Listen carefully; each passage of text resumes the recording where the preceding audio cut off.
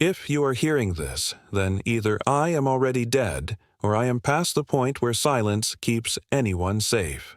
I need to start with that because what follows is not urban legend, not forum noise, not a campfire hero story. What follows has names, reference dates, and technical inventory strings. I have seen the scans. I have heard the surviving audio. I have read the parts you are not supposed to read without a handler in the room. I'm not saying I understand it. I am saying I can prove it happened. 80 years ago, on June 6, 1944, a courier team operating under Allied Supreme Headquarters carried a physical object across the channel under live fire. Not microfilm, not ciphers, an object. It was logged then as Signal Artifact Phase Damascus, and then it vanished. The men who handled it were buried as routine combat losses. The crate was written off as sunk. That is the official story, and it is held for 8 decades because everyone who tried to move against it either folded, disappeared, or retired early with a closed medical board and a script in their mouth. That script always sounds the same. It was just weather instrumentation. That wording repeats like a watermark. This is where I tell you what I have verified and what I have not. I have confirmed that there was an unscheduled landing near Vierville-sur-Mer, registered as a navigational misdrop, tail number severed from the flight log after the fact. I have matched that with a logistics trace from a classified annex of SHAF G2 referencing a courier pouch tagged Damascus, Pilgrim Priority. I have confirmed one of the names in that annex against a payroll line from the Office of Strategic Services, which is the ancestor of what would become the CIA. That name is not in any post-war commendations, and his burial marker lists training accident in a state he never served in. I am withholding that name because his grandchildren are alive. I have also listened to a voice I am not supposed to have. The voice belongs to a man who calls himself Ledger. Ledger states his clearance, his unit, his grid, and the exact date of his movement. His cadence is not performance. If you have ever heard a career field operator explain something that should not be possible using only the nouns he trusts, you know the tone. Ledger has that tone. He does not try to scare you. He just tells you what was on the floor. Here is what I cannot fully verify. I cannot prove the internal designation Damascus Protocol existed as early as 1944. That label appears on metal in photographs, but I cannot confirm those photographs have not been altered. I cannot prove that the instrumentation described was physically present under that airfield. I did not stand there. I cannot prove the energy profile he reports, because I am not an engineer, and the man who did that analysis is now unreachable and officially reassigned to Personnel Wellness Architecture, which is not a real billet. I can tell you that multiple sensors registered output in the terahertz band that should have cooked that team alive and they walked out without burns. I can tell you that radiation dosimeters came back reading numbers that do not exist on the scales we give to humans. I can tell you medical said they were fine. This is why this cannot go through normal channels. There are channels for everything now. There are whistleblower channels. There are inspector channels. There are inspector generals who exist specifically to take classified material from people like Ledger, process it, and deliver it to oversight. I know those channels. I have used them. I am not romantic about this. I am procedural. But you cannot send this through a channel that terminates inside the same structure that has been grooming the script since Normandy. The channel is the containment. Understand my position. I am not an activist. I am not trying to make you believe in ghosts or aliens or secret wars under cathedrals. I am not asking you to wake up. I am stating there is a pattern in which specialized units are brought to specific coordinates under a benign cover task, introduced to an environment that violates baseline physics, and then told to never describe it except in euphemism. The euphemism shifts era to era. Downed Soviet hardware. Radiological inventory. Weather instrumentation. Same cadence. Same outcome. The witness lives. but the witness does not come back the same. When I first got Ledger's material, I assumed it was post-Cold War. The signal discipline, the comms check language, the way he cites compartment names, the way he talks about modular containment, it all sounds late. It sounds like Iraq 2003, Iran 2012. Black sites, counter-proliferation, energy denial ops. Then he gives a year. He gives coordinates that map cleanly to a former forward logistics strip in northern France, used during the first 72 hours of Operation Neptune.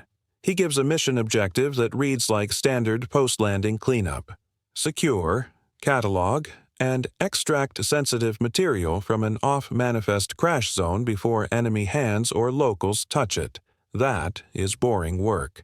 That is real work. That is how these things hide. It wasn't a raid on a secret bunker. It was, go pick up the crate we lost. He also says something that should freeze you. He says they were not the first team in that hole. He says they found 20th century cabling soldered into 19th century hardware bolted into stone that is older than the language he is speaking. He says the interface plates they saw down there had English labels that had been engraved before English was the controlling language in that theater. He says they saw Allied stencil font sitting next to cast bronze that had cooled when steam power was still considered exotic. He says he tasted ozone and old coins when the core spun up, and every instrument he trusted told him he was standing on top of something that was not in his century. I am telling you this now because this is not an isolated event, and it is not folklore. Ledger is not alone. I have references from Murmansk, from the Falklands, from an unacknowledged strip in Nevada, from the edge of the DODOW line, from a submarine tender that no longer exists on paper. Each one uses a different cover story. Each one comes back with at least one operator showing physical changes that medicine will not describe in writing. Each one ends with an informal gag order enforced with quiet courier mercy. Sit down, take the pension, say it was weather work, sign this non-disclosure to protect Allied morale. Be a patriot, don't make it weird. The core of this, the part that made me move, is not that they found a machine under a temporary airfield. It's not even that the machine was still running. The core is this. Whatever that courier team carried on D-Day was not meant to go to Eisenhower. It was meant to go to the machine. The drop was never lost. It was delivered. It is still waking up. What follows is the operative's testimony. My call sign was Ledger. I held blue spectrum clearance under a recovery compartment called Pilgrim 7H, which sat inside a larger container called Reclaim. That meant I was allowed to touch things that technically did not exist, stabilize them if they were bleeding in a way physics could measure, and move them across borders without customs, chain of custody, or story. I was not raid element. I was not direct action. I was asset continuity. In plain terms, I was the person they sent when command expected to lie about whatever we found. On October 14, 2025, I staged at 49-384 north 0.879 west. That grid put me inland from Vierville-sur-Mer, Normandy, which is Omaha Beach country. We operated out of a prefab hangar that looked like farm storage. On paper, we were with an American-French joint radiological survey team standing up under EU civil defense, assessing possible orphan sources left from World War II fuel handling. That was the cover line. Orphaned sources, material accountability. Everyone relax. It's just safety work. The team on the manifest was written like it wasn't a team. We were listed as individual consultancy assets, not a stack. That is how you hide intent. You don't admit you built a unit. You claim you rented parts. We rode in the same bird anyway. Rook was our energetic materials guy. He was EOD at birth and then something heavier. He carried spectrum sniffers, shaped charges, and a pelican full of containment blankets stitched with layered mesh that could swallow alpha, beta, gamma, heat, and optics glare. He had forearms like cable and never took his gloves off. His job was to make dangerous objects safe without waking them. He always chewed mint gum. You could smell it under the solvent and oil. Stitch was our medic. Officially, pararescue. Unofficially, he was licensed to cut a man open in a stairwell and pack him back to functional without an oar. He carried more hemostatic gauze than ammo. He also carried dosimeters, portable blood analyzers, atropine, calcium, iodine tabs, and one field V mix that wasn't in any book I ever saw. Stitch said it kept neurons from unlocking. He wouldn't define unlocking. He said that like I already knew. Chapel handled language and signal. She wore a throat mic, a ruggedized tablet, and a harness wired with short-throw antennas. Her background read like PSYOPs and code break, but her actual gift was live pattern recognition under pressure. She could hear a tone once and tell you if it was power bleed, encrypted burst, or a human voice pretending to be either. She also spoke French that wasn't tourist French, old farmer French, Channel Coast French. You could feel locals relax when she opened her mouth. You could smell coffee and wet rope when she leaned in, because her jacket always held salt air and machine oil. Null was comms and drone. Null never put his real name on anything. His badge number did not match his face. He carried a pack that looked like a normal field radio kit, except the panel wasn't standard Harris, and the antennas were tuned for bands we don't talk about in open air. He also kept a quad rotor wrapped in matte tape inside a weatherproof cradle with no visible manufacturer marks. Null said his job was to keep doors shut and ghosts noisy. I never got a better explanation than that. My job was to document, tag, negotiate, and move. If we found hazard, I was supposed to be its first handler and last witness. I carried a hardened case with serialized seals, microdot paper, and a small lead-lined insert that was rated beyond what you would ever need for a normal radiological source. The insert was overkill.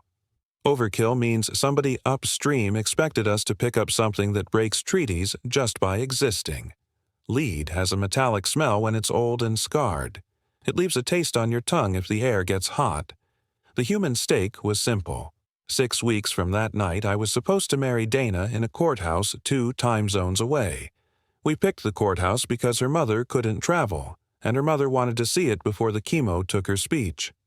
My ring sat in a sock in my locker so it wouldn't get metal scratched. I told Dana I was on hazmat recall for old Allied fuel bladders that might still be leaking after 80 years of groundwater. I told her it was boring. I told her I'd be off-grid for 72 hours. I told her I loved her and I would absolutely make it back. I meant it. The official mission brief said, agricultural surveyors in Normandy hit a sealed structure with a utility probe.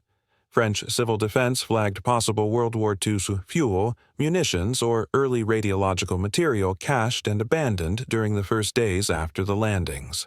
Because we were allies of record on that beach, and because abandoned radiological waste becomes a bilateral embarrassment, we were asked quietly to open, identify, and remediate any hazard before the French press could turn it into America left a bomb under our cows. That story held together. That story fit until it didn't. The first thing off was customs.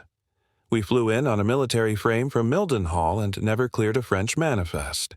We came in under a tail number that did not match the airframe plate. I watched the crew chief cover the last 2 digits of the tail with matte tape before we touched ground. When we landed, nobody met us. No gendarmes, no civil defense, no local prefect. Nobody waving tricolor, nobody doing the photo handshake. We offloaded into cold salt air and damp soil and silence. That is not how joint safety ops work. The second thing off was paperwork. We were told there would be a French nuclear safety observer. We were told there would be a soil and water chemist. We were told we would sign chain of custody tags in 2 languages for every item we touched, because that is how you avoid court later. Nobody showed. The only person waiting at the hangar was a man in a brown field coat with no insignia and a clipboard that had more black marker than ink. He told us the soil and water chemist had been rolled under us, whatever that meant. He told us not to take our body cams below grade because French sovereignty moments get weird, which is not language that lives in any rulebook I've ever signed. The third thing off was the EM map. Null showed it to us in the back of the hangar while the bird spun down outside and threw jet fuel into the night air.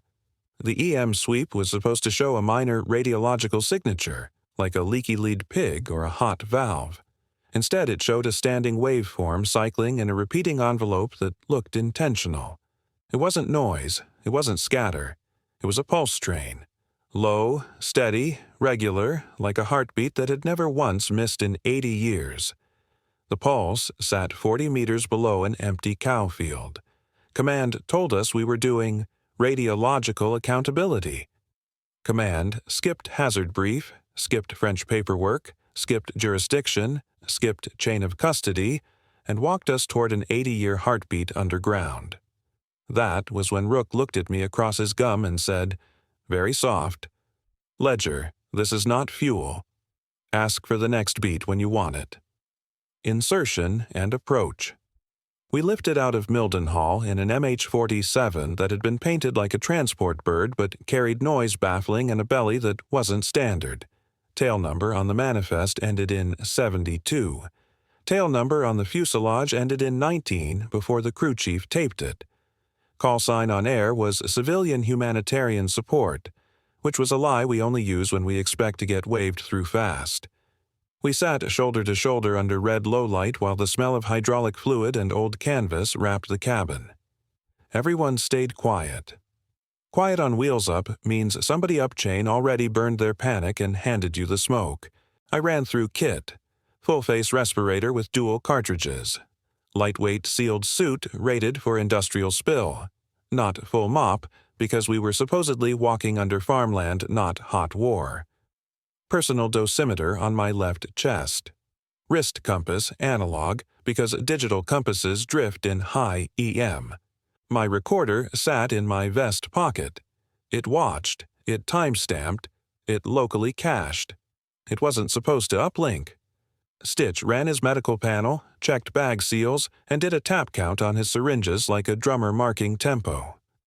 Chapel synced her throat mic and ran live signal scan on French public service bands, local police, maritime traffic, and anything else with a carrier wave. Null checked drone battery and ran a short diagnostic on the jammer suite. You could hear faint hum through the deck when he did that, like a transformer warming up. It tasted metallic in the back of my throat. We dropped into low cloud. The air got colder, wetter, salt-heavy. You could smell the channel through the airframe insulation. We were over Normandy.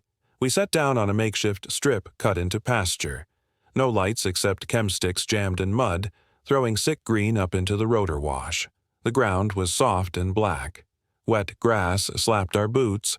We moved fast to a low agricultural shed lit from inside by one hanging work lamp. The lamp hummed. Old filament. Orange glow. Dust in the cone like slow rain. Chapel gave us local terrain. We were inland from Omaha by less than 2 clicks. The target grid sat on a shallow rise between hedgerows. The approach road was packed chalk and dirt, rutted by tractors, not military tires. Null repeated comms plan. Internal net on encrypted short range. External link dark unless he said otherwise. If external lit up without Null's call, we were to stop what we were doing and physically put hands on him. He said that twice. His face never moved. We stepped out toward the field.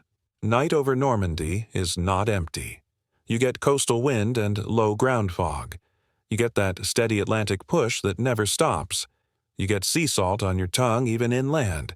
You get the dull roar of distant surf like constant blood in your ears. Rook walked point with his spectrum wand out. The wand was a handheld array tuned for radiological sniff, but hacked with extra boards for EM. It fed back into his wrist screen. The screen should have been quiet at that distance. It wasn't quiet. The first anomaly hit just past the hedgerow. We weren't on top of the grid yet. We were at least 50 meters short, still stepping through wet grass and churned soil and cow prints full of rainwater. Rook's wand started throwing delta spikes like we were standing next to an open core. He frowned, smacked it with his palm, and re-zeroed. The spike settled, then climbed again, slow and steady, high energy band, non-ionizing profile layered with something that mapped like low-range neutron scatter but didn't decay on schedule. Stitch looked over his shoulder and said, "That's not real." Rook said nothing. He just kept walking. I checked my wrist compass. The needle drifted 4 degrees, corrected, drifted again, like it was being pulled by a slow magnet turning underground. The air felt charged. That's the only way I can say it. The skin on my forearms prickled under the suit. The hair at the back of my neck stood up. The taste in my mouth went from salt to battery. Null told Chapel to give him a baseline tone sweep. Chapel tapped her throat mic and hummed one clean, even note into open air. Her tablet listened for bounce. The return came back with a faint delay like there was a hard surface reflecting us at 7 meters. Chapel frowned. We were in open field. There was nothing solid within 7 meters but air and damp earth. We reached the grid. GPS said we were standing on top of a hard structure. Thermal said we were standing over a hot source at about 40 meters depth. Ground-penetrating radar overlay, pre-scan, said void under us shaped like a cylinder sunk vertical. Human eyes said we were standing in a cow field with churn marks and wet grass.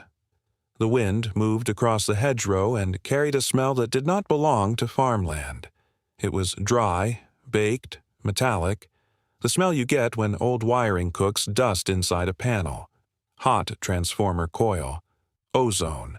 Old coins. The smell rolled up from the ground in a slow breath. Null said, "Door's open, it's just not up here." Ask for the next beat when you want it. Thermal gave us a clear bloom. You could see it on Chapel's tablet. A hot column punching up through colder soil like a flare under ice. But the surface looked like churned pasture. Flattened grass, cow prints, tractor ruts. No cut, no scar, nothing disturbed that hadn't been disturbed for years. Null marked center with a chem light, and Rook dropped to one knee. He pulled a folding prod, set it in the mud, and drove it down. The prod hit steel almost right away. Not rock, not pipe, steel. Hollow ring, we cut turf. The top layer peeled back like a carpet. Under the root mat, under the black soil, 10 centimeters down, we hit a surface that did not belong in a cow field. It was a circular hatch about 1.5 meters across. The metal looked wrong for Normandy, and it looked like submarine steel.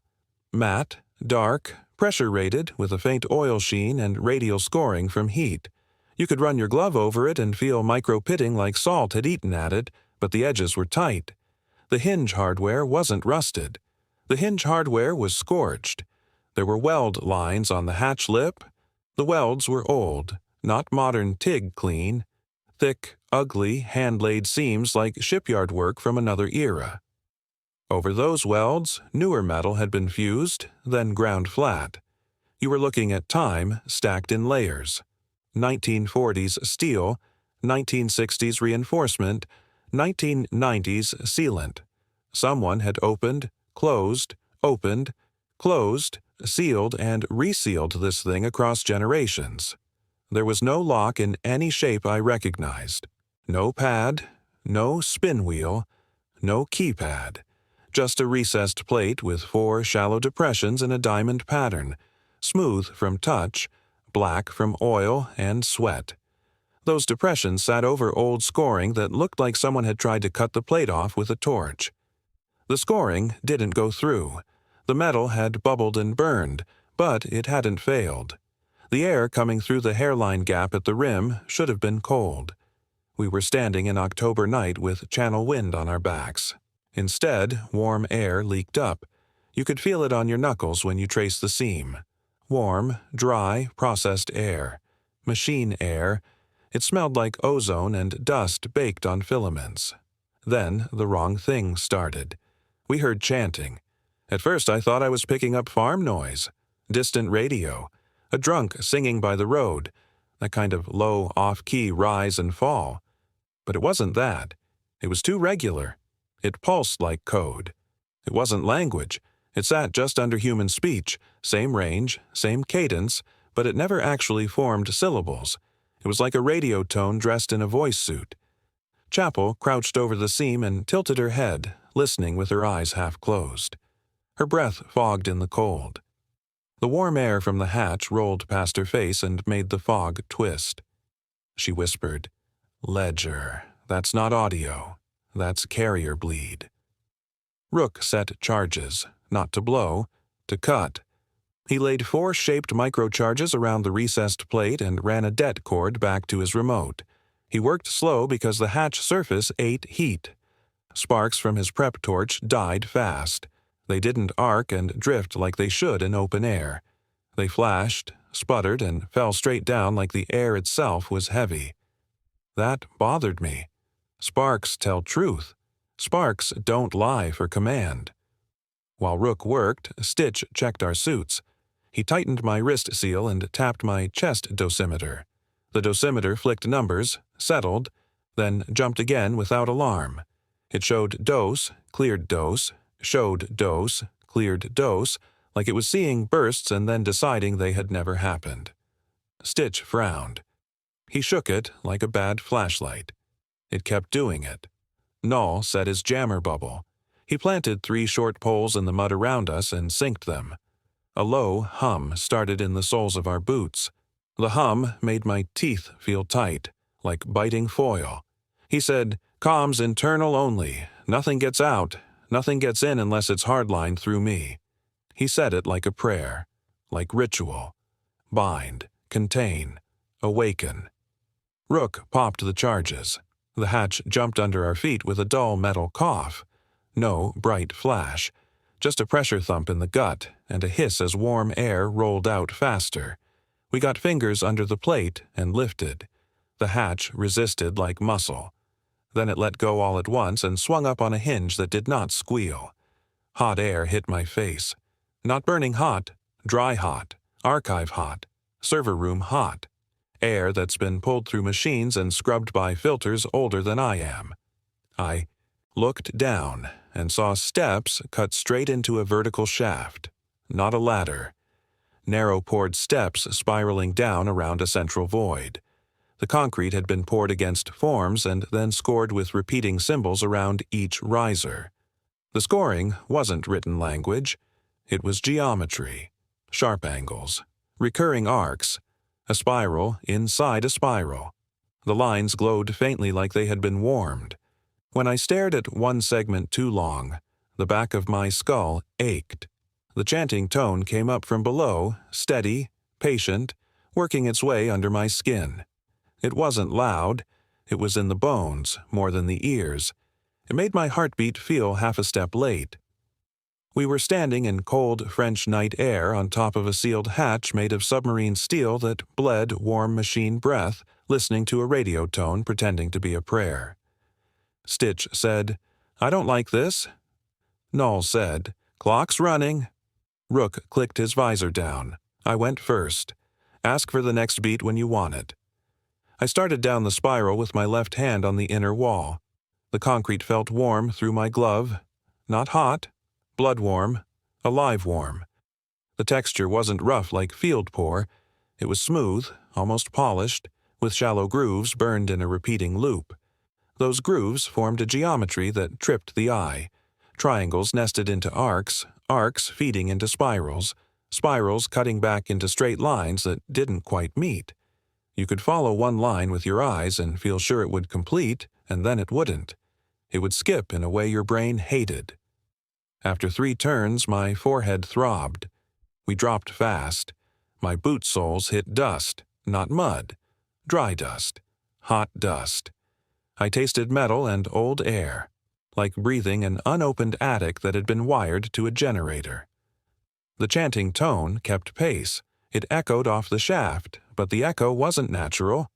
It felt delayed in layers, like it was bouncing off distances that didn't match the walls. Chapel whispered updates in my ear. Depth 10 meters, depth 20 meters, depth 30 meters. Her voice stayed calm, clipped, present. Chapel's calm meant she was lying to herself on purpose. I heard Null behind her muttering numbers under his breath, low, constant, like he was trying to pin his own mind to a grid. I smelled mint from Rook's gum and iodine from Stitch's kit. I heard my own breath loud inside my mask. At about 40 meters down, my recorder glitched. I didn't hear it. I felt it. The little unit in my vest pocket buzzed once against my ribs and then went silent. No vibration, no status ping in my ear. Dead. I tapped it. Nothing. I pulled it out and looked. The indicator LED was on. The timestamp was rolling. The disk icon spun. It said it was watching. It said it was saving. It lied. "Null," I said. "Record is ghosting." "I've got redundant capture," Null said. I looked back. Null held his own recorder in his palm. The little LCD on it showed hard flatline 0, like a heart monitor on a corpse. We kept going. At 47 meters down, the tone got louder. The air got hotter and drier. My tongue stuck to the roof of my mouth. The dust tasted like pennies and old circuit boards. Stitch coughed once and then slapped himself in the chest like his breath had tried to go sideways. His visor fogged and cleared in a pulse. He gave me a thumbs up I did not believe. The spiral opened into a landing and then into a corridor that did not match the shaft. The shaft had been poured concrete. The corridor was older. The corridor walls were rough-cut stone. Block. Mortared.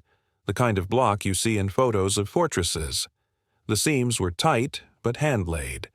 No rebar, no modern tie-in, no conduit in the walls. Instead, conduit ran along the ceiling in exposed bundles. That conduit was cloth-wrapped, oil-dark, the kind of cabling you see in World War II field radios and early generator rigs. Over that old cabling, someone had zip-tied newer lines, modern jacket, modern clips, modern connectors. Old wrapped cable and new plastic ran the same direction, married like veins. We followed. The geometry scored into the shaft wall kept going into the corridor. It repeated at shin height, waist height, eye height. Same arcs, same broken angles.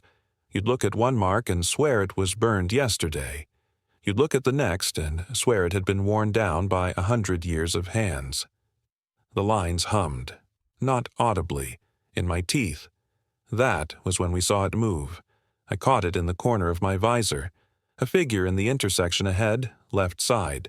Human height, human gait. 1 step, 2 steps, out of view. I threw up a fist and we froze. My heart punched hard in my throat. I could hear my own pulse in my ears. Rook slid past me, low and smooth. Weapon up, muzzle tracking the corner. Null killed his jammer hum for half a second and flipped it to scan mode. The air went still like a room right before lightning hits. I leaned just enough to get a slice of the intersection. Nothing, no figure, no door, just the corridor teeing left and right, cables snaking overhead, dust on the floor. But there were footprints. Not boot prints, bare feet, 5 toes, human arch. Deep heel strike like whoever it was carried weight. The prints glowed faintly where they had touched. Faint heat, like recent contact. The glow faded while I watched, like breath on glass. "Visual," Rook whispered. "Left side," I said. "Single mover, barefoot. No shadow." "Copy, no shadow," Null said quietly. That line hung in the air. We all understood what I had just said, even if I hadn't said it out loud. I hadn't seen a shadow on that corner. The corridor was lit by low amber strips running along the floor, and whatever moved there didn't interrupt the light. It walked through photons like they were smoke. We pushed deeper. Cameras watched but didn't save. Radios showed connected but reached no one. My compass needle drifted and spun slow circles. Stitch's dosimeter clicked up, down, up, then flashed 0.00 like it had decided to forget. My watch said we had been underground 7 minutes. Chapel's said 15. Null's said 4. Time wouldn't settle. We passed an access alcove on the right. Inside the alcove sat a bank of equipment that did not belong under a French cow field. The frame looked like an Allied field rack from the 1940s, olive drab, riveted, heavy, but the guts had been torn out and replaced over and over. You could see layers. Vacuum tubes wired to thick ceramic posts sat next to 1970s-era transistors glued into place with yellowed epoxy. Twisted pairs of cloth-wrapped cable had been hacked open and spliced into clean, modern fiber. Someone had hardwired decades together by force. Metal tags hung from each junction on thin wire. The tags were stamped in English. Phase lock, containment ring, bridge stability. The font was Uwaduihatu, stencil. The metal they were stamped on looked a lot older. Worn edges, nicks polished by fingers that were not ours. Chapel leaned in and took a photo with her tablet out of habit. The screen froze. Then, for one frame, I saw letters overlaid that weren't English. Sharp angles, curved hooks, marks that felt like pressure behind the eyes. Then the screen cleared and showed a normal still. Chapel stared down, breathing slow. "It tried to rewrite," she said. "It tried to overwrite the label with itself." "What's it?" Stitch asked. Chapel said nothing. Further in, the corridor widened and the tone we'd heard from the hatch changed. It wasn't chanting anymore. It was faster now. Urgent. Almost like a countdown. My chest felt tight. The air tasted ionized, like right after an arc flash. Warm dust settled on my tongue. We took another corner. That was when we saw the door that was not a door. The opening looked like a bulkhead hatch. Oval. Riveted rim. Heavy steel, older than any of us. But instead of a valve wheel or handle, the center held a standing film of black that wasn't surface and wasn't void. The black wasn't reflective. It didn't mirror us. It pulsed, slow, like the skin on the surface of hot coffee. The geometry burned into the frame around it, bent in tight clusters. My eyes slid off it. My skull throbbed hard. Rook reached out with a gloved hand, slow. His glove touched the frame, not the black. The frame vibrated like live current. He pulled back fast and shook his hand like it stung. "It's humming," he said. 60 cycle plus something else." Null said, "We're close to the core. Ledger, your lead." I stared into that knot door and felt something on the other side take a step toward us. "Ask for the next beat when you want it." The chamber past the knot door wasn't a room. It was a cavity cut into the ground like a silo. Circular, maybe 20 meters across. Multi-level with grated catwalks bolted into old stone.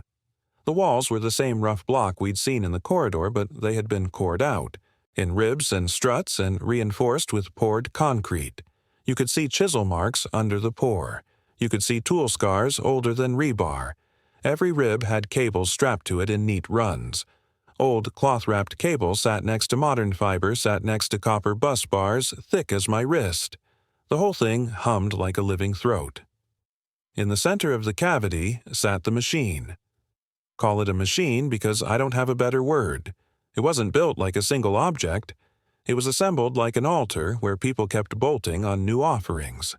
Base layer, bronze pillars driven into stone, each one carved with repeating geometry spirals, each one greened and worn like ship fittings pulled off a wreck. Cross-bracing those pillars, heavy iron rings, magnet-scarred, scored, wrapped in ancient cloth that looked burned and then re-wrapped again.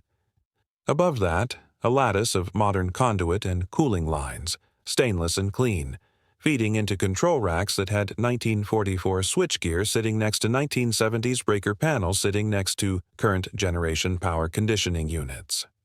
Everything was tied together with clamps, tape, solder, and prayer. Prayer, in this case, meant human hands had kept this thing alive through 8 decades of war, treaty, budget cycle, and denial. I walked closer. Heat rolled off the core in waves. Not burn heat, reactor room heat. Stable, steady, maintained. I could smell baked dust, old oil, and faint ozone.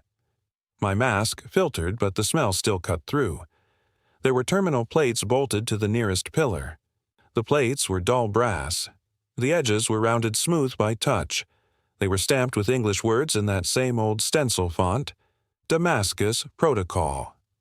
Stability Loop. Courier Channel. Human Interface. The last one made my stomach go cold.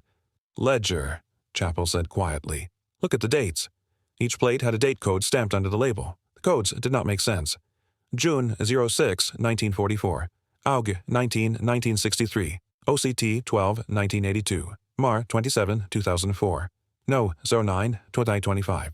The last one hadn't happened yet by my watch. The plate with that code felt warmest. I reached out. My glove brushed the courier channel plate. My head filled with pressure like I was diving deep water too fast. For a second, I wasn't in that chamber. I was in loud wind and salt spray and tracer fire and canvas slamming against metal. I felt straps biting my shoulders and something heavy in my lap, wrapped in oilcloth, humming like a heart that wasn't mine. I heard men shouting through oxygen masks. I smelled cordite and fuel. Then I was back in the chamber. I'd stumbled forward, hand still on the plate. Stitch grabbed my harness and yanked me upright. My pulse hammered. My mouth tasted like burnt copper. Stitch said, "Ledger, eyes on me. You with me?" "I was on a plane," I said. "Yeah," he said. "No, you weren't."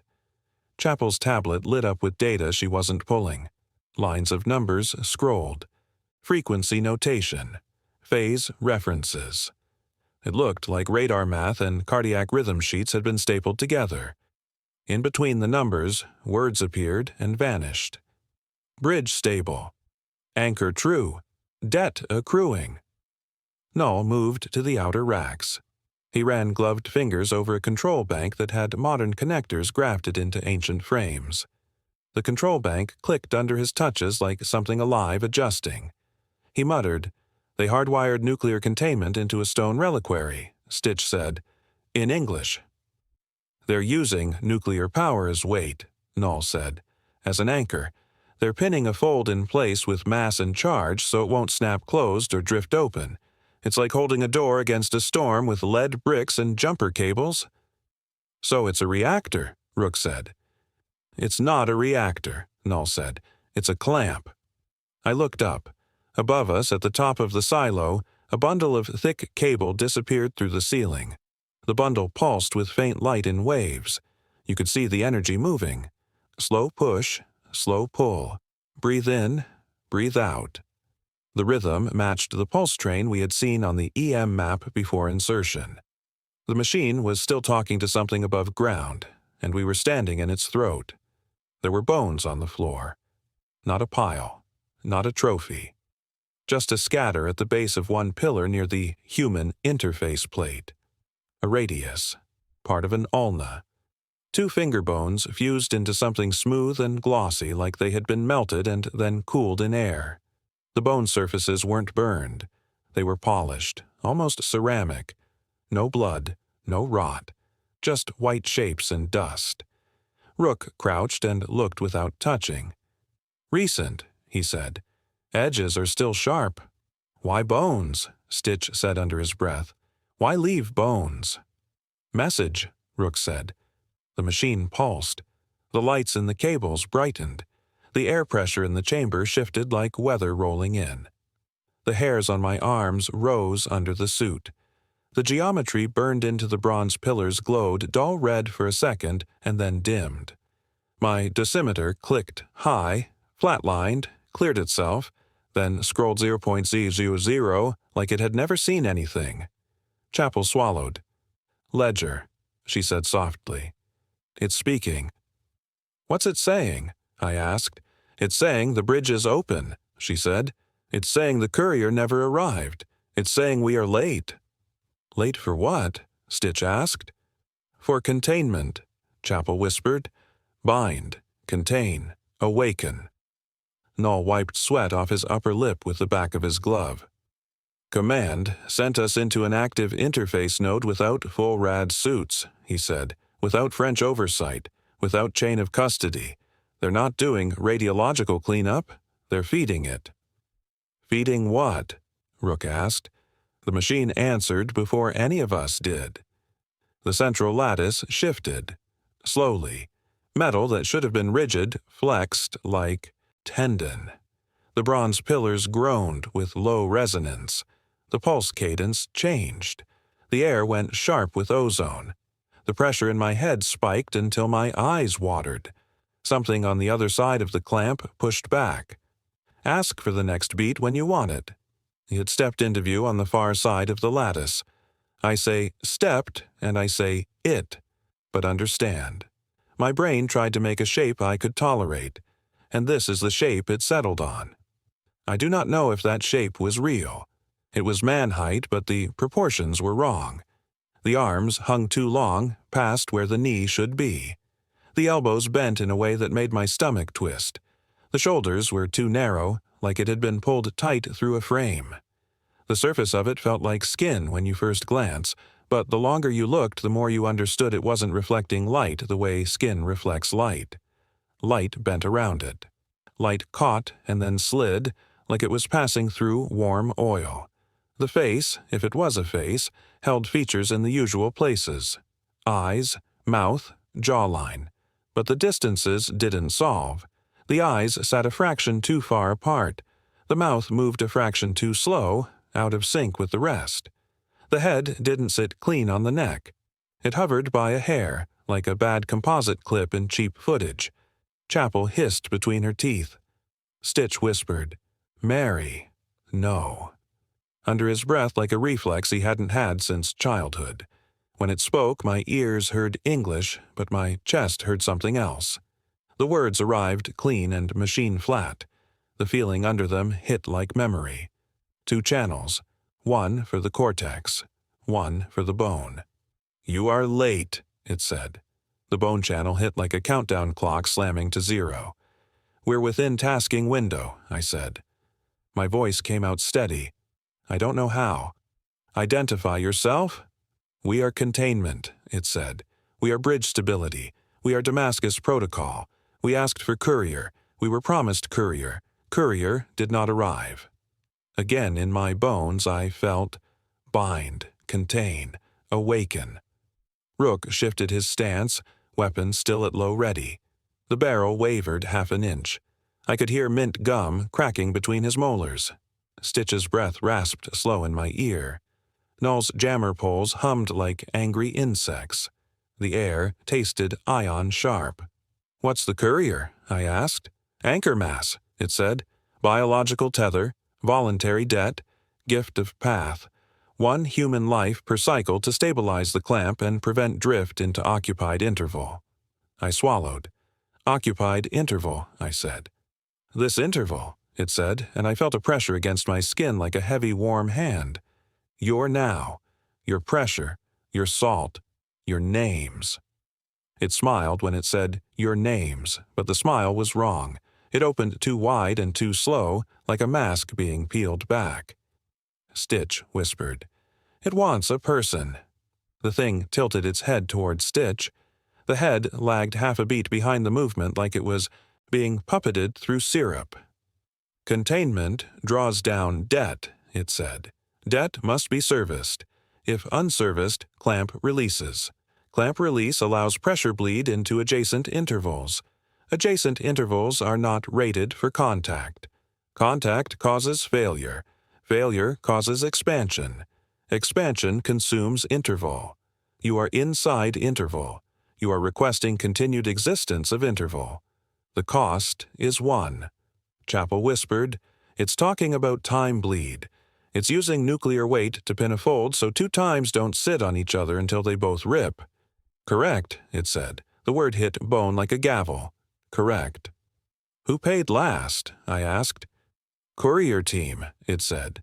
"Phase Damascus, June 6, 1944. 1 was delivered, 1 was accepted, 1 was recorded.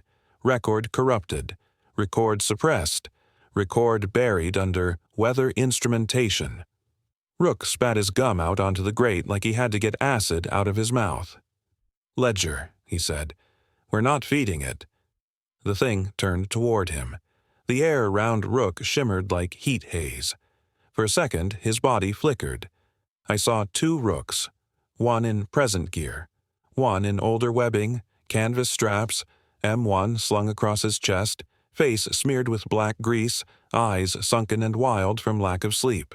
The two images sat in the same space and then slammed back into one. Rook staggered and caught himself on a railing, swearing. "You are already in debt," it said. "Presence in clamp radius incurs observation. Observation incurs imprint. Imprint incurs tether. Tether incurs cost.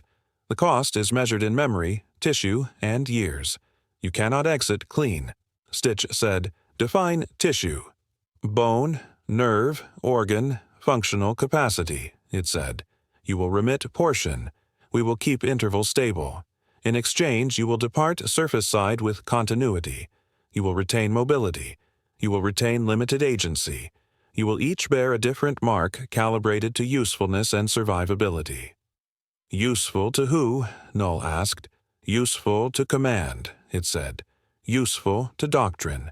Useful to suppression. Doctrine requires living witnesses. Witnesses require containment. Containment requires debt. Debt requires payment. Cost may be distributed. Cost may be assigned. Allocation is negotiable."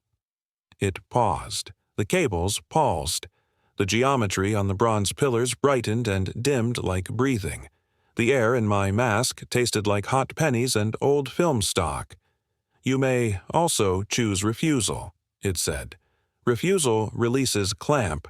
Clamp release collapses interval. Collapse propagates. Expansion consumes all available pressure space. Your salt will boil. Your names will smear. Your now will end. Adjacent intervals will deform. We will re-anchor at next viable pressure seam. Estimated loss, 163 million immediate. Additional 91 million within first 72 hours by cascade, famine, riot, and bleed trauma. Bone channel translation. We will strip you out of history like bad code. It looked at each of us in turn. When its gaze touched me, I felt cold on my left ring finger, like metal that had been sitting in ice water. I thought of Dana in the courthouse and her mom's hands shaking and the way she laughed when she said my tie made me look like federal but cute. That memory flashed too bright, like someone held a light too close to film. I grabbed my own wrist without meaning to. "What's the cost?" I asked it, voice low. "Itemize, no poetry." "For Rook," it said, "structural limb mass. Lower left arm assembly, removal at proximal radius, closure smooth, no bleed. Compensation, reinforcement of bone density and muscular endurance in remaining dominant arm. Combat efficiency increase 12%. For Stitch, it said, laryngeal alteration. Vocal output rerouted through modulation plate. Loss of personal voice. Gain of carrier channel. He will transmit containment priority without equipment when instructed. Stitch swallowed hard. His throat clicked loud in my ear. For Chapel, it said, cortical overlay. Implantation of foreign-era technical recall. She will hold memory she did not live. She will speak words and patterns she does not fully understand. Her baseline identity will fray. She will be able to interpret future anomalies without sleep. Chapel's breath hitched. You could hear fear in it, raw and sharp. For Null, it said, temporal offset. Chronological drift of subjective duration versus external. He will not experience time at the same rate as the interval around him. Command will use him to test breach stability. His relationships will not survive. Null didn't react. He just stared. For Ledger, it said, and when it said my name, my bones hurt. Mnemonic excision centered on primary anchor bond. You will lose face, voice, scent, and context of the one you hold most. You will remember the fact of connection, but not the person. The bond will remain as ache with no object. This will ensure silence. This will ensure loyalty. This will ensure control. Dana's laugh, Dana's eyes, Dana's mother in the hospital bed, all of it flashed and then flickered like film burned in a projector. Panic punched through me, hot and electric. We don't consent, I said. I could taste bile under the copper. It smiled, that slow, wrong smile. You consented when you opened the hatch, it said. Ask for the next beat when you want it. Breach, non-Euclidean set piece. Null's jammer spiked. I didn't see him touch it. I just heard a pitch in the air jump from low hum to knife scream in less than a second. The sound wasn't in my ears. It was in my teeth. It set off every filling like a tuning fork. The cables feeding the machine flickered. The geometry on the bronze pillars strobed hard, too fast to track. The chamber light blew out for a heartbeat and came back in a different color temperature. Colder. More surgical. The air pressure dropped like an aircraft door had opened at altitude. "Go loud," Rook shouted. Chapel screamed, "No!" And the rest of her word folded in half. Reality twisted. I don't have clean language for what happened. I can only tell you what my senses fed me, and those feeds did not agree with each other. The chamber stretched. The 20-meter circle blew out to something like 50, then collapsed to something like 5, then flipped inside out so that the catwalk above us was also below us and also slicing sideways through my peripheral vision like a ribbon. Rook moved left and right at the same time. Stitch stood in front of me and behind me. Null flickered like a bad video buffer, his body skipping forward in little jumps. The thing in the lattice rippled like heat over asphalt, and then appeared a meter closer without crossing the space between. The machine screamed. Not audio. Pressure. The kind of pressure that hits you in the gut during an explosion, only sustained, like someone sat on your whole chest. I gasped, and nothing came in. My lungs tried to pull air and got static instead. My eyes watered. My vision haloed white. Rook opened fire. His muzzle flash bloomed in jerky bursts. The report didn't sound like gunfire. It sounded like glass snapping underwater. The rounds left the barrel and curved in slow arcs like flowers thrown in a current. 3 of them vanished midair like somebody erased them with a magnet. One of them drifted sideways, skated along the bronze pillar, and sank into the lattice around the entity. Where it hit, the surface of the entity rippled.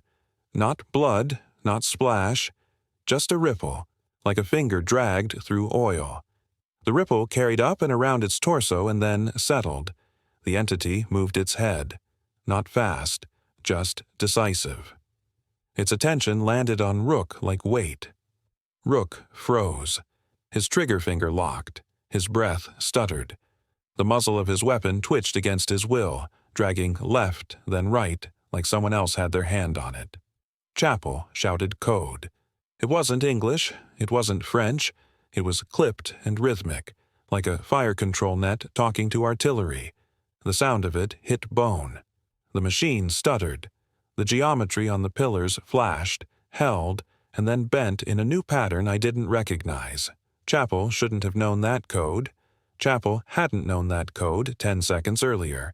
Her eyes rolled white for a beat and then snapped back. "Ledger," she gasped. "Anchor's slipping. We're past containment window. It's going non-linear." The chamber folded again. The catwalk above us rotated 90 degrees and slammed into alignment with a doorway that hadn't existed a second before. That doorway looked like the corridor we'd come in through, except doubled, mirrored, and wrong. There were 2 corridors occupying the same space at an angle, like someone had copy-pasted reality and hadn't bothered to hide the overlap. In one corridor, the dust on the floor held our fresh boot prints. In the other, the dust held older prints, deeper, heavier, with tread I didn't recognize. For a blink, I saw another version of us standing in that other corridor. They were us, but off. Rook's hair was longer. Stitch had a different kit layout. Chapel was bleeding from the nose. Null wasn't there. The other me had a different patch on his sleeve. We locked eyes for one impossible second. Then the doorway slammed back into one and the double image snapped like a rubber band. Stitch grabbed my harness and physically shoved me toward the exit. "Move!" he yelled. His voice cracked. You could hear the edges of panic. You could smell sweat through iodine and dust. The entity extended one arm. The arm didn't extend so much as redraw itself farther out.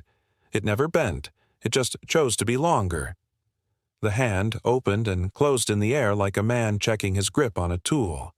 The fingers were too many for a second, then corrected to 5 like it remembered we only have 5. It spoke again, and this time it didn't bother with Cortex First English. It went straight for the bone. Stay, the bone heard. Pay. Seal. My stomach flipped. I tasted bile and copper. I thought of Dana and felt a deep, hollow ache in my chest that wasn't fear. It felt like grief for something that hadn't happened yet. Null yelled something I couldn't parse. He slammed his hand down on his jammer rig. The knife scream in the air spiked, then cut. For half a heartbeat, the chamber snapped into clean Euclidean shape. Catwalks sat where catwalks should sit. The machine lattice was where it had been. The entity flickered like a bad light and went insubstantial, like a hologram hitting interference. "Window!" Null shouted. His voice sounded far away and underwater. We ran. Rook moved first, dragging Stitch by the plate carrier. Chapel stumbled, then sprinted, blood now running from her left nostril in a dark line down her lip. I shoved Null ahead of me, even though he weighed more than me. My legs burned. My throat tasted like battery acid. My lungs still felt half full of static. As we hit the knot door, the chamber behind us warped again. The catwalk we'd just crossed bent like ribbon and slammed into the pillar with a metal scream. A spray of sparks fanned across the room. The sparks fell wrong. They fell up. They drifted in a slow curve toward the ceiling like embers in reverse. The entity reached out with that wrong arm and touched one of the sparks. The spark didn't burn its skin. The spark sank into it and vanished. We dove into the corridor. The geometry on the walls pulsed bright red, then dark, like heartbeat. The chanting tone from earlier had turned into a high, steady whine pitched right at the edge of pain. My vision tunneled. My hands felt numb. My feet felt 2 steps behind my knees. The corridor didn't stay still. Angles flexed. Doors that hadn't been there were suddenly there and then gone. We ran, past an opening that showed daylight and crashed surf and landing craft wedged on sand and tracers ripping the air. For a second I tasted salt spray and cordite and heard men shouting through radios that belonged in a museum. Then that opening snapped shut, and all I saw was rough stone and conduit. We hit the spiral. The spiral went both up and down at once. That is the only way I can say it. Up and down sat on top of each other like 2 transparent films. My stomach lurched. Rook barreled forward anyway, trusting muscle memory more than vision. He picked one of the ups and committed. I followed his boots. Stitch followed mine. Chapel's hand clamped down on the back of my rig like a drowning grip. Halfway up, time slipped. For one long, stuttering second, the world hiccuped. My foot hit a stair that wasn't there. I pitched forward into open air and felt hands grab me from behind. When I looked back, it wasn't Stitch holding me.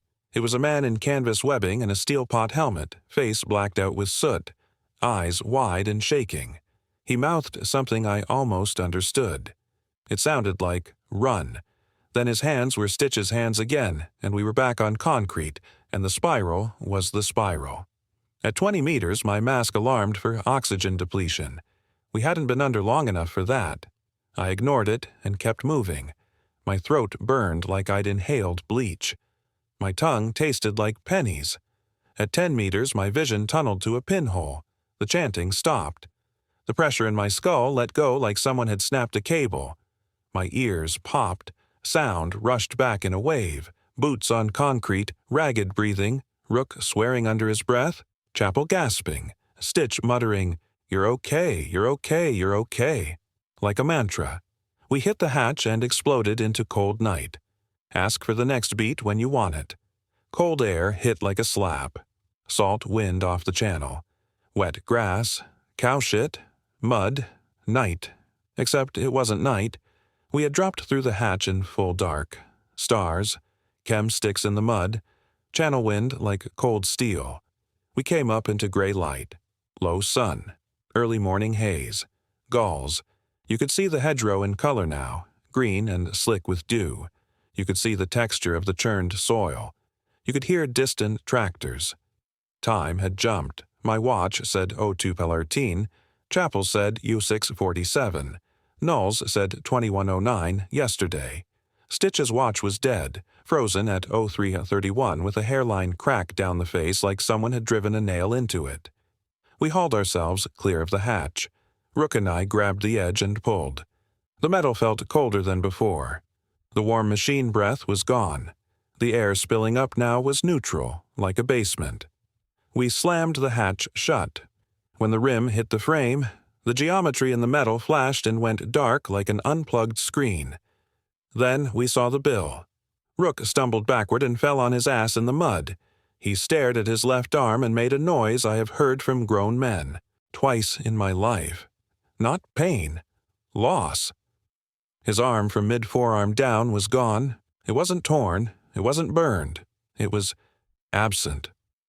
His sleeve ended in a smooth sealed surface like scar tissue that had been polished. No blood, no exposed bone, no meat. The skin at the edge looked healed, like it had been that way for years. The glove that had been on that hand lay in the mud, empty, fingers curled, cuff ripped clean like the limb had just decided to end early. Rook stared at the stump, breathing fast. His chest heaved, his pupils blew wide. Then he laughed. It burst out of him in one sharp bark. He flexed his remaining hand into a fist and slammed it into the grass. The ground dented like he'd hit it with a sledge. "Oh," he said, voice shaking. Okay then." Stitch tried to answer and couldn't. He opened his mouth. His throat worked. Air moved in and out. But the sound that came out of him wasn't human voice. It was carrier tone. Perfect, flat, steady. A clean sine wave riding the air. He clamped a hand to his own throat, eyes wide. The tone modulated when he pressed down. He tried again. The tone shifted, pulsing. Fast patterns like burst transmission. He heard it, and I watched comprehension crack across his face like glass. Chapel dropped to her knees and threw up bile and blood into the mud. When she wiped her mouth, she stared at her hand like it wasn't hers. "X-band, phased array breach at Murmansk," she whispered, voice raw. "Spetsnaz retrieval team lost 6 of 9. Surviving 3 showed cortical bleed-through of Cold War naval targeting doctrine in modern Russian civilian. Containment protocol renamed Lighthouse. NATO never officially acknowledged.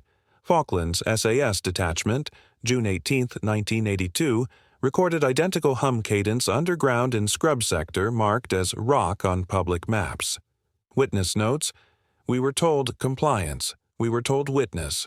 We were told not to answer it if it talked. Her eyes went wide. "That's not mine," she whispered. "That's not me. I shouldn't know that." Null sat down hard on the wet grass and stared at his hands. He flexed his fingers in front of his face like he was counting them. Then he blinked slow, like he was fighting sleep. "How long?" he asked quietly. 4 minutes, I said. He shook his head. "Ledger," he said. "How long were we gone?" "Under 10, I said. Null looked at the horizon. His jaw clenched. "I was in there for hours," he whispered. "Days. I watched you walk that catwalk 6 times. I watched Chapel fall and get back up and fall again. I watched Rook lose his hand, and then still have it and then lose it again. I watched Stitch talk in something I couldn't hear and something at the bottom answer. I watched you cry, Ledger. I watched you cry, and I don't know why, and I can't tell you when because you haven't done it yet." My stomach dropped. The wind off the channel cut through the suit and made me shake. Stitch crawled over to me on hands and knees and grabbed my vest. His eyes were wet. His lips moved.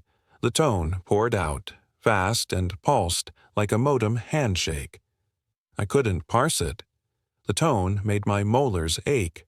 My eyes watered. The hair on my arms stood up. I put a hand on his shoulder. "I can't understand you," I said. "Stitch, I can't." He slammed his fist into my chest and then tapped his own. Over and over. My chest. His chest. My chest. his chest. His eyes held panic and apology. "Ledger," Chapel whispered. "He's saying you're changed." I reached up and touched my own face with a gloved hand. Everything felt in place. Nose, mouth, eyes, jaw, nothing missing. I flexed my fingers. All there. I looked down at my chest rig. No blood, no cracks, dosimeter still pinned, compass needle still spinning slow, stupid circles. "Changed how?" I said. Chapel stared at me like she was looking through glass. Her pupils were unequal. One big, one pin. Blood smeared her upper lip. "Say her name," she whispered. Dana's face rose in my mind the way you expect muscle memory to rise. Freckles on her nose. The way her hair curls at the ends when she's tired. The scar on her right wrist from when she broke a glass in the sink. The way she says my name when she's smiling and doesn't want me to hear her smile. Our courthouse date. Her mother's IV stand by the window. The ring in my sock. It all came up blank. Not gone. Blank. The slot was there. The ache was there. The gravity, the pull, the guilt, the need. The bond sat in my chest like a live wire. I could feel it. I could feel love like pressure, like a bruise. But the person attached to that bond was missing. The image wouldn't render. The voice wouldn't play. The memory wouldn't load. I pushed harder and got nothing but static. I couldn't remember her face. I couldn't remember her name. I dropped to my knees in the mud so fast my vision flashed white. My throat closed. I tried to breathe and air wouldn't come. Panic hit like a body blow. I clawed at my own mask and ripped it off. Cold Channel air burned my lungs. I sucked in mud, stink and salt, and diesel and wet grass. I tasted iron and shock.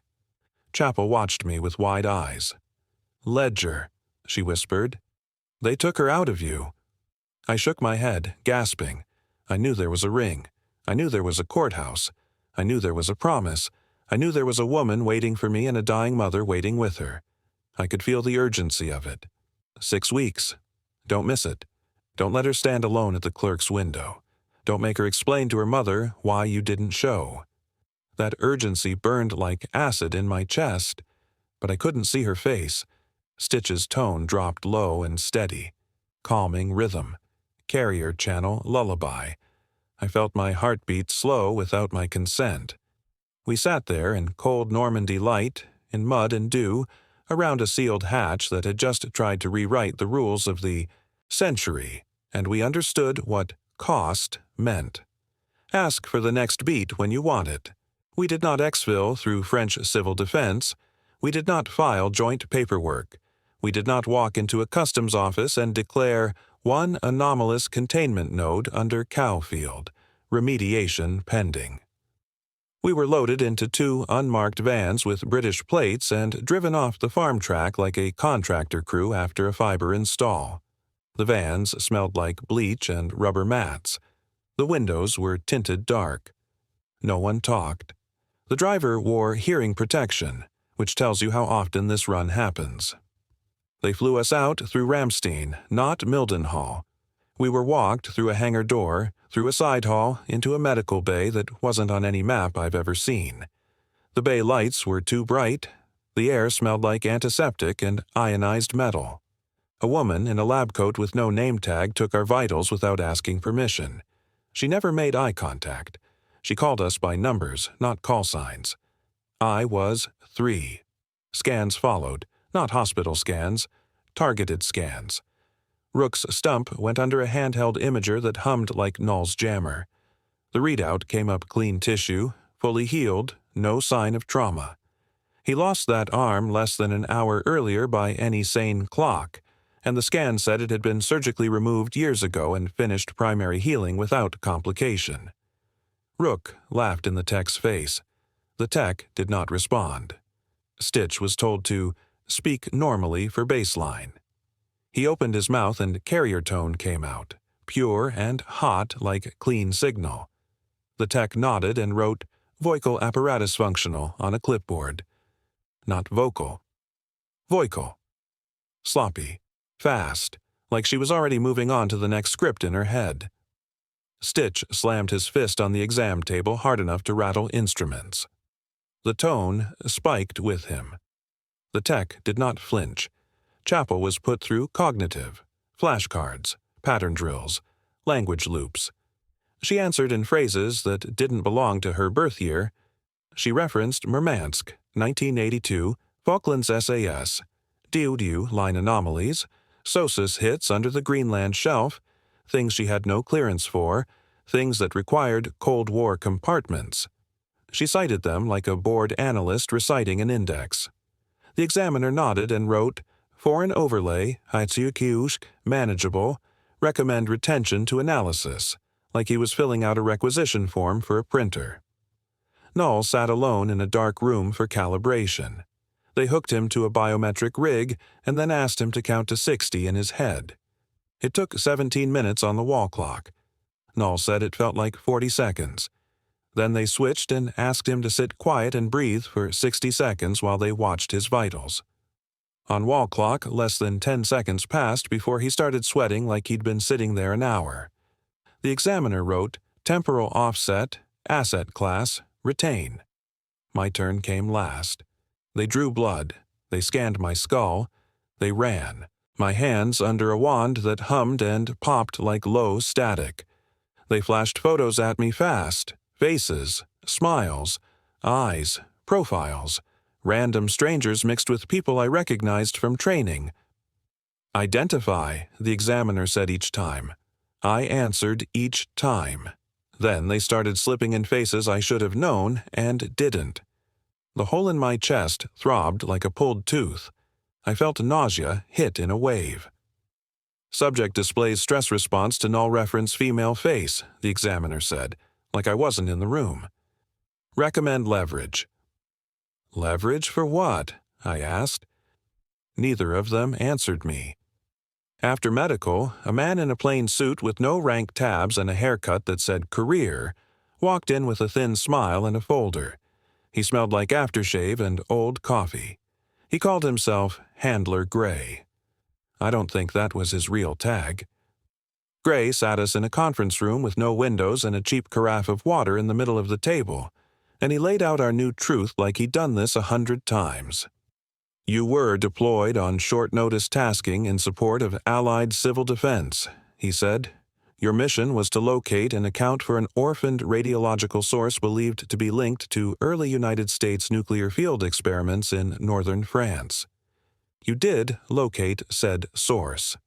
Said source was identified as inert contaminated field instrumentation, likely part of a weather monitoring array used to assess wind drift during the Normandy landings. You secured said source. You suffered incidental injury in the course of standard field operations. You were exfiltrated without French incident. French civil authorities remain unaware, and we intend to keep it that way to preserve alliance optics. You will be commended quietly and reassigned." He said weather monitoring array like he'd been saying it since 1944. Rook lifted his polished stump and tapped it on the table. Slow. "Weather did this," he said. Gray smiled his thin smile. "Accidents happen in the field," he said. Stitch tried to speak. Carrier tone filled the room. Gray didn't even blink. "Operational damage is logged and will be compensated at the appropriate disability rating," he said. "Additionally, your unique vocal output profile represents a potential strategic capability. You will be evaluated for specialized comms integration." Stitch slammed both hands on the table and leaned forward until his nose was inches from Gray's. The tone coming out of him dropped low and violent. The carafe of water on the table shook. The surface rippled in concentric rings. Gray's left eyelid twitched. That was all.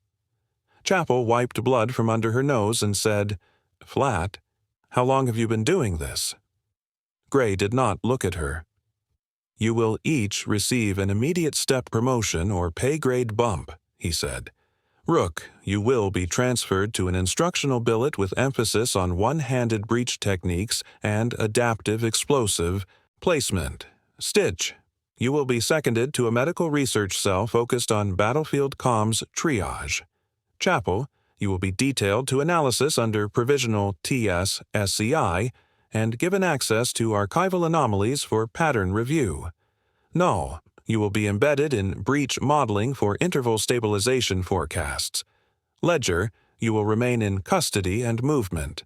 Your ability to compartment is considered exemplary. My stomach went cold. "What about my leave?" I said before I could stop myself. Gray looked at me like I'd spoken out of turn in a briefing. "You have no pending family obligations that require an exception," he said. The hole in my chest pulsed. I couldn't breathe for a second. "You will each sign the standard non-disclosure for radiological field events under Allied sovereignty," Gray continued. "You will not discuss French soil. You will not discuss any underground structure. You will not discuss any energy profile or EM signature encountered. You will not use the term Damascus in any context outside of approved internal channels. If approached by any investigator, media asset, foreign service, or allied oversight body, you will refer all inquiries to my office and state that you were involved in a weather instrumentation accountability tasking. If pressed, you will emphasize potential allied embarrassment regarding unsecured radiological waste. Use the word safety often. Civilians relax around safety." Rook laughed once, harsh. Null stared at the table like it was moving. Chapel wiped more blood from her nose. Stitch's jaw worked. The carrier tone in his throat thrummed low and steady, like anger pressed into signal. Gray slid papers across the table. The headers were already blacked. The signature lines were clean. We signed. I am not the first person to hear this, and Ledger is not the first person to walk out of a chamber built to clamp a fold in time. When I say Damascus Protocol, I am not naming one room under a French cowfield. I am naming doctrine. I can prove that without leaving this chair. I can prove it with open-source fragments, retired men who talk too much when you don't turn on a recorder, and paperwork that pretends not to be paperwork. All you have to do is line up the noise. June 18, 1982. Falklands, post-surrender. British Special Operations Detachment listed in public language as SAS Patrol on routine munitions recovery goes off net for 9 hours in a sector that map overlays still mark as scrub and rock. The internal MOD tag for that movement reads Material Recovery, not Patrol. The only two men who survived long enough to talk about it both use the same phrasing years apart to different listeners. They talk about thick, wet heat underground, even though the air temperature outside that day was near freezing. They talk about a hum you feel in your sternum, not in your ear. And they talk about a door that was not a door. One of them says on tape, "We were told to witness. We were told compliance. We were told not to answer it if it talked." That wording is ritual. That wording is procedure. That wording is Chapel's implant. 43 years later, repeating back the same structure like liturgy. I can still smell her nosebleed copper on her sleeve from when she said it. November 9th, 1993. Murmansk, Oblast, decommissioned early warning radar node listed as inactive under post-Soviet reduction. A Spetsnaz recovery cell moves on site under the pretext of stripping scrap and copper for resale channels. That's the story. The real story is in a single autopsy description that never went to any court. Left forearm absent at proximal radius, smooth closure, no hemorrhage, indicative of healed surgical removal years prior, contradicting witness timeline. That language matches Rook. That is Rook's stump. The Murmansk autopsy calls it an industrial shear accident. The same autopsy notes central nervous system agitation, transient aphasia, and compelled compliance with nonverbal directives perceived internally. That is Stitch's carrier channel. That is the tone that shook water in a government carafe. The Russian report buries both under metal theft accident aggravated by alcohol. When I read that line, I tasted ozone and hot dust, just like Ledger said he tasted in the shaft. October 12, 1982. Dew Line Sector in the High Arctic, USF inspectors on a routine systems integrity flight. The public-facing mission log cites power irregularities in long-range early warning radar. The private maintenance note mentions uncommanded phase lock in tertiary loop, producing repeatable pulse envelope at 7.2-second interval. No corresponding signal source visible. The tech of record writes, by hand, sound felt like pressure in teeth. Teeth. The same language Null uses for the jammer spike, 43 years later, underground in France. That Dew Line note is initialed, then blacked. The surviving inspector receives an early retirement and a non-disclosure penalty clause, normally reserved for nuclear mishandling. His disability line item is chronic temporal dissociation, which is not a medical term. His wife tells a local paper years later that after the Arctic he was never on the same clock as the house again. That is null. That is temporal offset. That is doctrine hiding in health insurance. August 19, 1963. North Atlantic. A Navy SOSUS technician assigned to a hydrophone grid designed to track submarines logs a non-acoustic contact. He writes non-acoustic twice. YOSUS is supposed to hear pressure events in water, props, cavitation, hull noise. This wasn't that. He logs patterned interval hum at approximately 0.15 Hz, comprised of layered harmonic structure, resembles human chant form, but lacks syllable structure. He writes chant form in quotes, as if he doesn't like using that word in official space. He writes, proximity to pre-charted undersea cable harness, hub point classified. That hub point lines up, within tolerances, with an undersea cable junction built during early Cold War hardening and never acknowledged in public. The technician is reassigned to a domestic training unit. His career stops at E6. His notation about chant form disappears in the archival copy. I only saw it because an older civilian engineer scanned his personal notebook and mislabeled it as whale song research. The hum he drew in pencil matches Chappell's spectro readout from the hatch. You can feel that hum in the throat, like a swallowed battery. I can feel it now, just writing it. March 27, 2004. Nevada Test Range, off-the-grid square civilians call Air Force, the one the folklore kids always point at. Internal language calls it Range Integrity Survey. A contractor crew with no patch and scrubbed names is tasked to confirm stand-down of legacy instrumentation nodes beneath inactive runway. Legacy instrumentation nodes. Weather gear, radio calibration, always the same words. 3 contractors come back. 1 has a smooth scar closure where his left leg should end mid-thigh, like it never existed below that point. 1 no longer speaks in words, only tone. 1 can tell you detailed Soviet-era missile silo wiring standards he never trained on. The 4th doesn't come back. There is no 4th on paper. The 3 who live are given quiet payouts and new housing in other states. Their medical files are sealed. That's not ufology myth. That's payroll, relocation, and workers' comp. If you've ever looked at a redacted indemnity form with the dollar numbers still showing, you know the smell of laser toner and stale hallway air. You know how thick the paper feels when it's been copied too many times. Those forms are real. April 6, 1991. Greenland Shelf, edge of the Guyuk Gap. A NATO subhunter logs an ice contact, which is the polite way of saying, we hit something that wasn't supposed to be there, except the log doesn't describe a collision. It describes visual contact with a reflective plane under ice, showing instrument labels in English predating the vessel's keel date. That means they saw gear under the ice with English plates older than their own ship. The notation, predating keel, is circled twice. The after-action line orders, no further pursuit, classified as historic debris of no strategic value. That's a lie. If it were debris, NATO would have been crawling that ice with salvage rigs and cameras.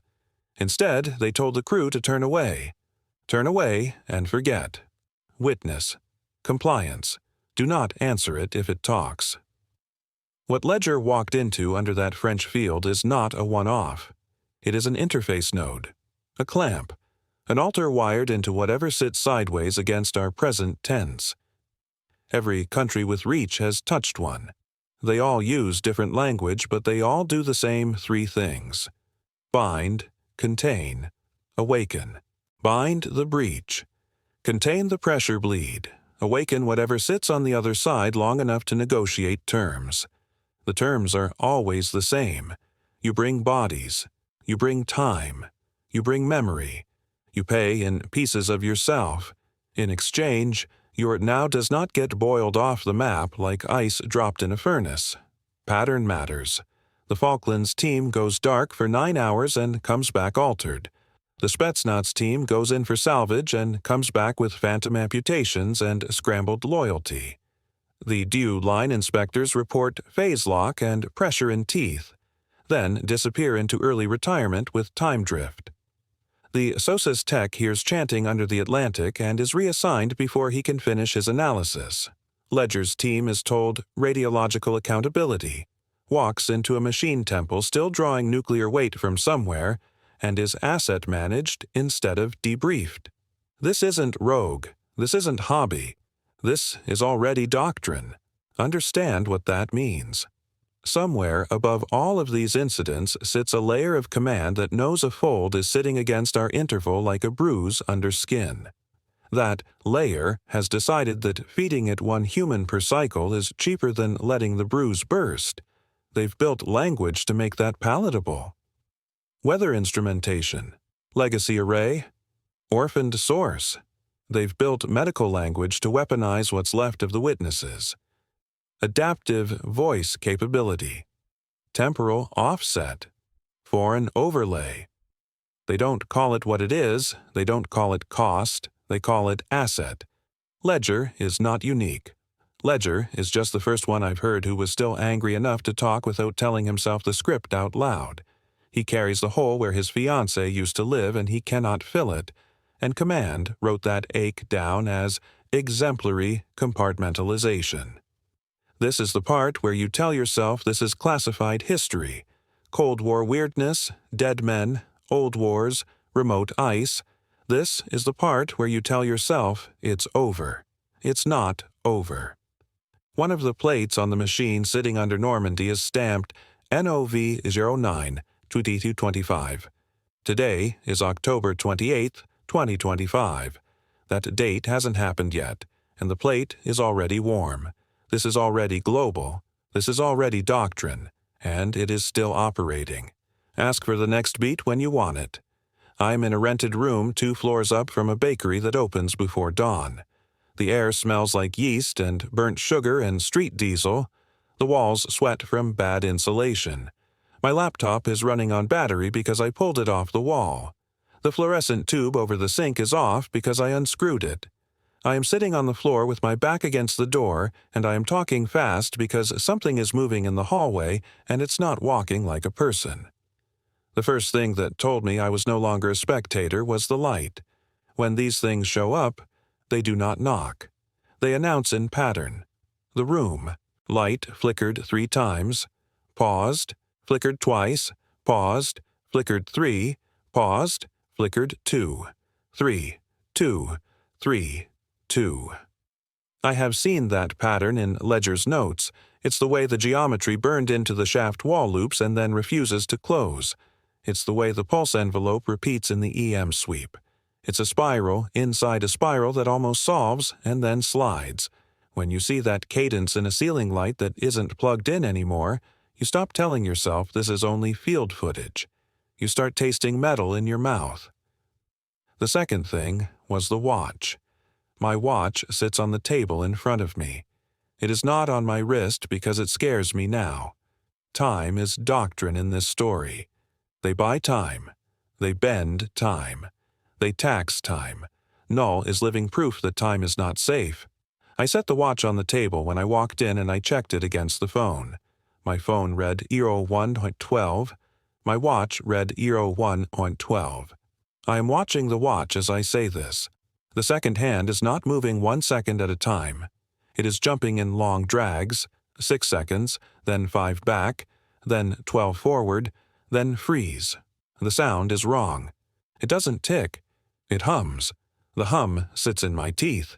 The air smells like hot dust and old copper and the inside of Ledger's recorder before it lied. The third thing is the ring.